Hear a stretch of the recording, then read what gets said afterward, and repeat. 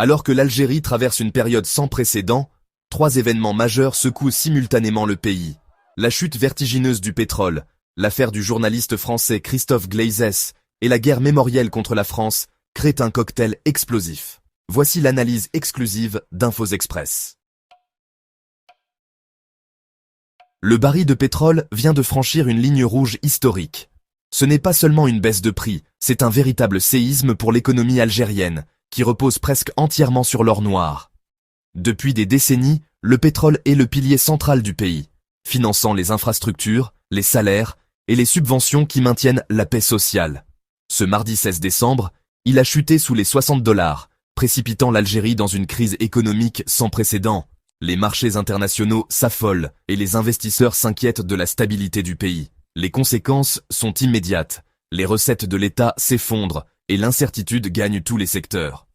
L'OPEP+ a décidé d'ouvrir les vannes tandis que la demande mondiale s'essouffle. Cette surabondance de pétrole, couplée à une consommation mondiale en berne, fait plonger les prix encore plus bas, aggravant la situation pour les pays exportateurs comme l'Algérie. Pour l'Algérie, c'est une catastrophe annoncée.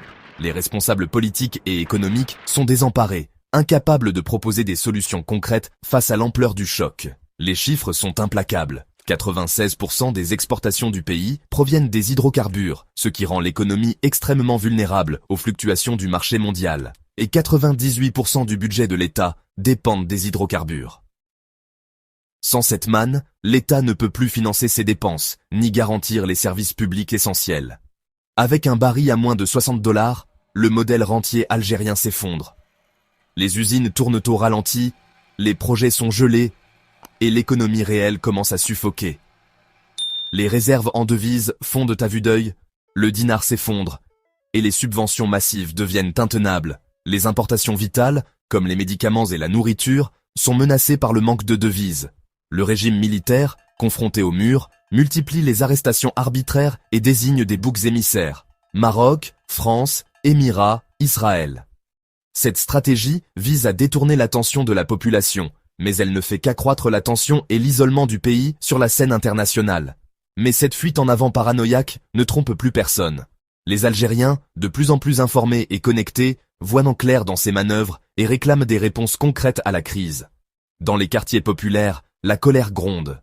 Les manifestations se multiplient et la contestation s'organise face à l'incapacité du pouvoir à répondre aux besoins de la population.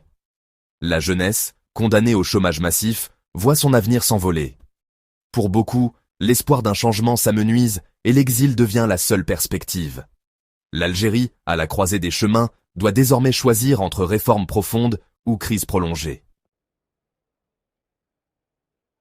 Le 3 décembre 2025, la cour d'appel de Tizi Ouzou a confirmé une condamnation qui choque toute la France. Christophe Glaise, journaliste sportif de 36 ans, écope de 7 ans de prison ferme pour apologie du terrorisme. Son crime, avoir réalisé un reportage sur la jeunesse sportive de Kabylie. Interpellé le 28 mai 2024, ce collaborateur de SoFoot, un magazine sportif bien connu en France, a été arrêté alors qu'il effectuait un reportage en Algérie. Son arrestation a surpris ses collègues et sa famille, qui n'imaginaient pas qu'un simple travail journalistique puisse mener à une telle situation. Ce journaliste, également contributeur pour Society, ne pensait pas devenir le seul reporter français actuellement détenu à l'étranger. Depuis son incarcération, il vit dans des conditions difficiles, loin de ses proches et de son pays, ce qui suscite une vive inquiétude parmi la communauté journalistique. Sa mère, Sylvie Godard, bouleversée par la situation, a adressé une lettre déchirante au président Tebboune le 10 décembre. Dans cette lettre, elle raconte la douleur d'une mère séparée de son fils et demande l'intervention des autorités algériennes pour obtenir sa libération. C'est l'appel d'une maman désespérée, écrit-elle, espérant toucher la sensibilité et la haute bienveillance du chef de l'État. Elle insiste sur l'innocence de son fils et sur l'importance de la liberté de la presse, valeur fondamentale pour toute démocratie. Reçue au Sénat français par Gérard Larcher, président du Sénat, Sylvie Godard a pu exposer la situation de son fils et plaider sa cause devant les plus hautes instances françaises. Elle place désormais tout son espoir dans une éventuelle grâce présidentielle qui pourrait permettre sa libération. De son côté, Emmanuel Macron a publiquement qualifié la condamnation d'excessive et d'injuste, appelant à une révision du dossier. Le président français a également souligné l'importance de protéger les journalistes partout dans le monde. Reporters sans frontières, organisation internationale de défense de la liberté de la presse, dénonce une grave injustice et demande la libération immédiate du journaliste, rappelant que l'exercice du métier de journaliste ne devrait jamais être criminalisé. Le journaliste a déposé un pourvoi en cassation pour contester sa condamnation à 7 ans de prison. Pourtant, la mobilisation reste étonnamment faible, malgré le soutien affiché de plusieurs footballeurs français et de quelques personnalités publiques. Beaucoup espèrent que la pression internationale finira par porter ses fruits et permettre sa libération. Dimanche 21 décembre, l'Assemblée populaire nationale algérienne examinera une proposition de loi explosive. 54 articles pour criminaliser le colonialisme français de 1830 à 1962. Il s'agit de qualifier les opérations militaires de crimes contre l'humanité et d'exiger des réparations. Mais le Parlement passe sous silence une question brûlante. La Kabylie.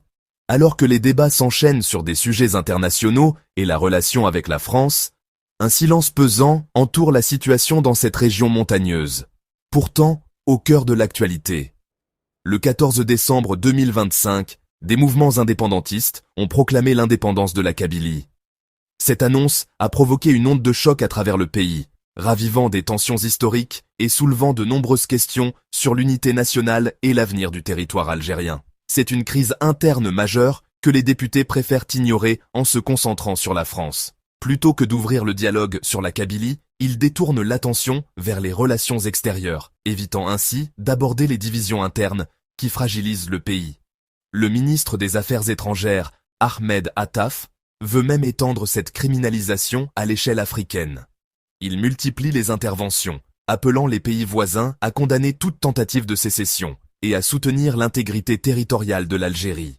L'Algérie s'interdirait de signer tout accord avec Paris tant qu'une reconnaissance formelle n'aura pas été actée. Cette position ferme bloque toute avancée diplomatique et isole davantage le pays sur la scène internationale. Une posture qui, franchement, durcit les tensions diplomatiques déjà au plus haut. Les discussions sont au point mort et la méfiance s'installe durablement entre Alger et Paris, compliquant la résolution des différends historiques. Historiens et militants dénoncent une instrumentalisation de l'histoire pour masquer les échecs du présent. Selon eux, le pouvoir utilise le passé comme écran de fumée, détournant l'attention des véritables difficultés qui touchent la société algérienne aujourd'hui.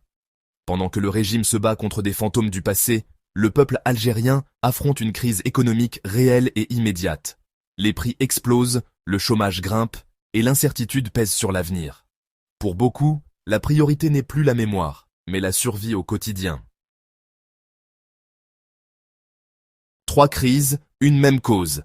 Un système militaro-politique fossilisé qui refuse les réformes. La chute du pétrole, l'affaire Glaze et la guerre mémorielle sont les symptômes d'un régime à bout de souffle. Le peuple algérien mérite mieux que des boucs émissaires et des lois rétrogrades. Merci d'avoir regardé cette vidéo jusqu'au bout. N'hésitez pas à vous abonner à Info Express et à activer la cloche pour ne rien manquer de nos prochaines enquêtes. Laissez-nous votre avis en commentaire et partagez cette vidéo pour informer le maximum de personnes. À demain pour de nouvelles révélations. Abonnez-vous à notre chaîne. Cliquez sur la cloche pour rester au courant de l'actualité algérienne.